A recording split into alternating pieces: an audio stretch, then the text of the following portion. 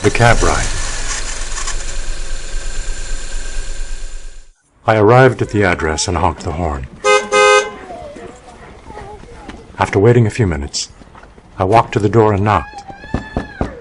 "Just a minute," answered a frail, elderly voice.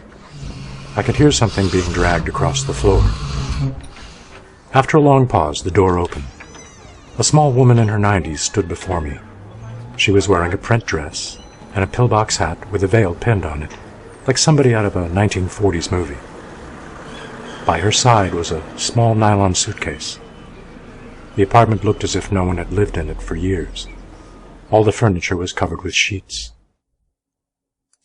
There were no clocks on the walls, no knickknacks or utensils on the counters. In the corner was a cardboard box, filled with photos and glassware. "Would you carry my bag out to the car?" she said. I took the suitcase to the cab, and then returned to assist the woman. She took my arm, and we walked slowly to the curb. She kept thanking me for my kindness. "It's nothing," I told her.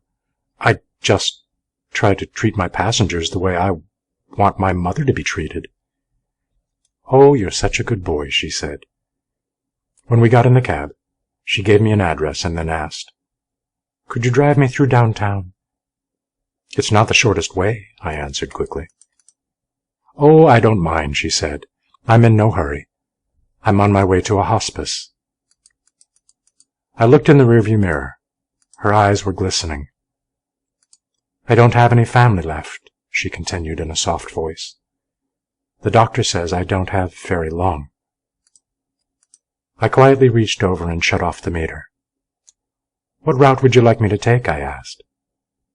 For the next 2 hours we drove through the city. She showed me the buildings where she had once worked as an elevator operator. We drove through the neighborhood where she and her husband had lived when they were newlyweds. She had me pull up in front of a furniture warehouse that had once been a ballroom where she had gone dancing as a girl. Sometimes she'd ask me to slow in front of a particular building or a corner, and would sit staring into the darkness, saying nothing. As the first hint of sun was creasing the horizon, she suddenly said, "I'm tired. Let's go now." We drove in silence to the address she had given me. It was a low building, like a small convalescent home, with a driveway that passed under a portico. 2 orderlies came to the cab as soon as we pulled up. They were solicitous and intent, watching her every move. They must have been expecting her. I opened the trunk and took the small suitcase to the door. The woman was already seated in a wheelchair. "How much do I owe you?" she asked, reaching into her purse. "Nothing," I said. "Well, you have to make a living," she answered. "There are other passengers," I responded. Almost without thinking, I bent and gave her a hug. She held on to me tightly. "You gave an old woman a little moment of joy," she said. "Thank you." I squeezed her hand, and then walked into the dim morning light. Behind me, a door shut. It was the sound of the closing of a life. I didn't pick up any more passengers that shift. I drove aimlessly, lost in thought, for the rest of that day. I could hardly talk. What if that woman had gotten an angry driver, or one who was impatient to end his shift? What if I had refused to take the run, or had honked once, then driven away?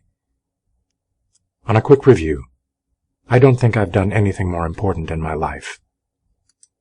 We're conditioned to think that our lives revolve around great moments.